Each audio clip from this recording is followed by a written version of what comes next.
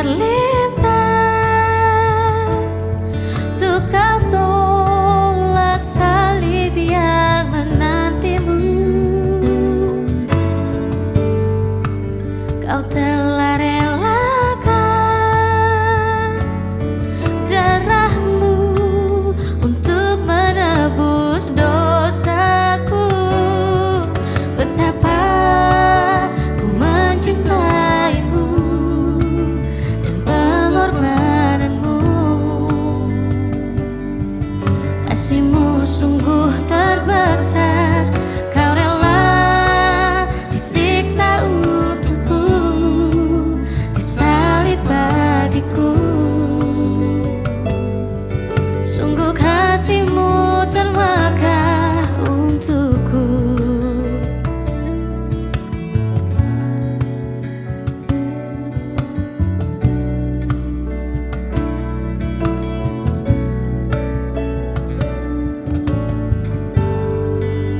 Tak pernah terlintas untuk kau tolak salib yang menantimu. Kau telah relakan darahmu untuk menebus dosaku. Betapa ku mencintaimu dan pengorbananmu. Kasihmu sungguh terbesar, kau rela disiksa untukku, disalib bagiku. Sungguh kasihmu termegah, betapa ku mencintaimu dan pengorbananmu. Kasihmu sungguh terbesar, kau rela disiksa untukku, disalib bagiku. Sungguh kasihmu termegah untukku.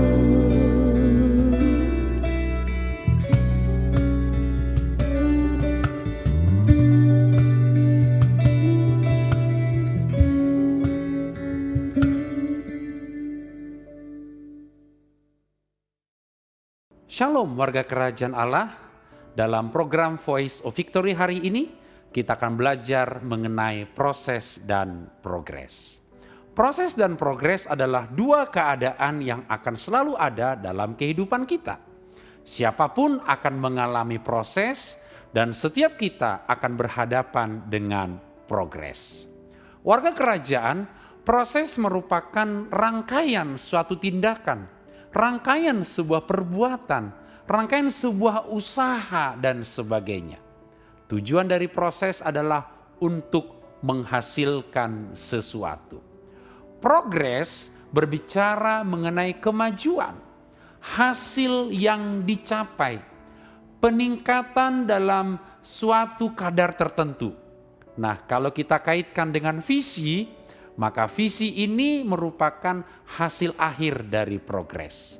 Saudaraku, proses dan progres akan selalu kita alami karena kita dituntut untuk berubah. Dunia ini sedang berubah dengan sangat cepat. Proses lebih banyak kepada sesuatu yang sedang kita lakukan. Sedangkan progres adalah kemajuan-kemajuan yang sudah mulai tercapai.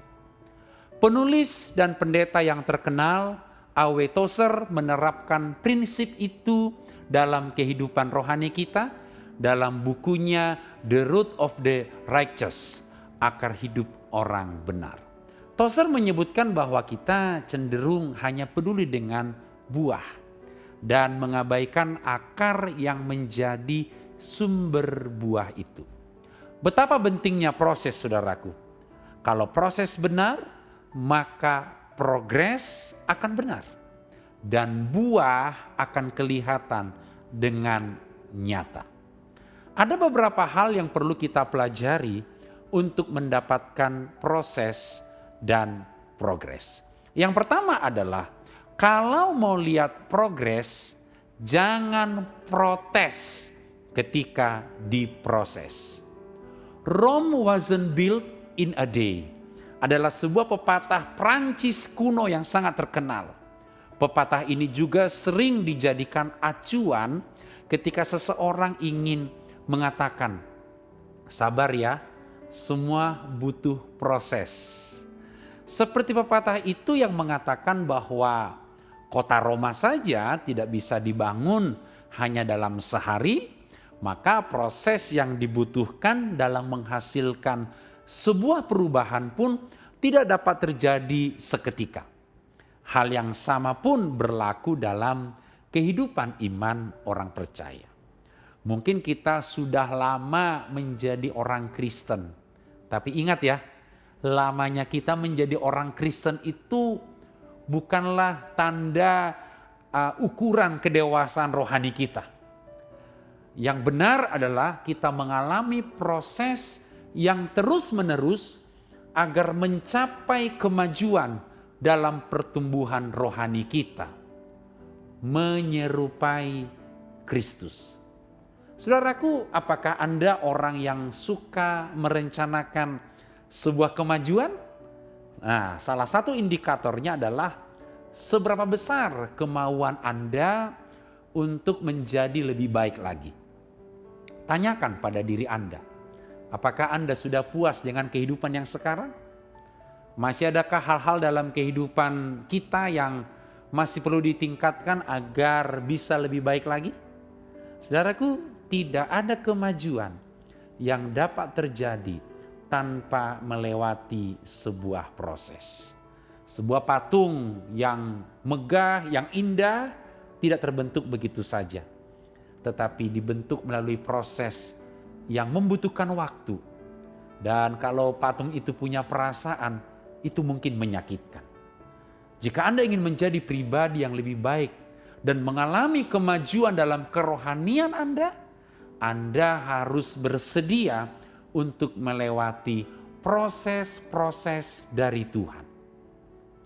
Rasul Petrus pernah menyinggung proses dan progres kehidupan orang percaya dalam 2 Petrus pasal yang pertama ayat 5 sampai ayat yang ke-7. Di sana dituliskan seperti ini, justru karena itu kamu harus lebih sungguh-sungguh berusaha untuk menambahkan kepada imanmu kebajikan, dan kepada kebajikan pengetahuan, dan kepada pengetahuan penguasaan diri, kepada penguasaan diri ketekunan, dan kepada ketekunan kesalehan, dan kepada kesalehan kasih akan saudara-saudara, dan kepada kasih akan saudara-saudara kasih akan semua orang. Petrus menambahkan begini, apabila semuanya itu ada dalam dirimu dengan berlimpah-limpah, kamu akan dibuatnya menjadi giat dan berhasil dalam pengenalanmu akan Yesus Kristus Tuhan kita. Saudaraku, dari ayat ini kita bisa melihat bahwa Allah memanggil kita untuk menjalani suatu proses belajar yang indah untuk mengenal Tuhan Raja kita.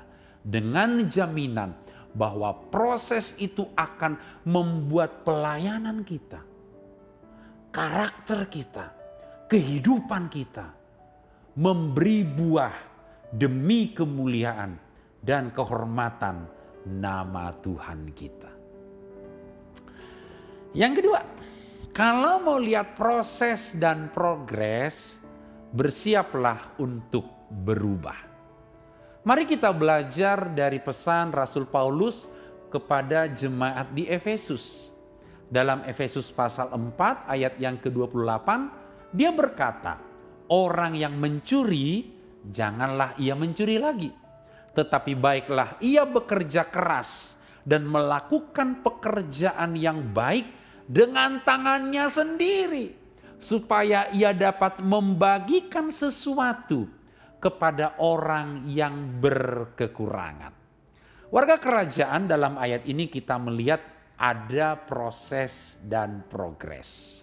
Pertama, orang yang mencuri berarti kan dia hidup gak benar. Merugikan orang lain untuk kepentingannya. Ya jelas gak sesuai dengan konstitusi kerajaan dan budaya hidup warga kerajaan. Namun oleh kasih karunia dia berubah. Kemudian dia bekerja sendiri, memenuhi kebutuhannya. Artinya apa? Dia bertobat dan kemudian berusaha mencari nafkah tanpa merugikan orang lain. Bukankah ini sebuah kemajuan yang baik? Bukan hanya itu, ia juga belajar memberi, menabur dan membantu orang yang kesusahan. Di sini ia tidak hanya bermanfaat untuk diri sendiri, tapi juga untuk orang lain. Kemajuan yang lebih baik lagi.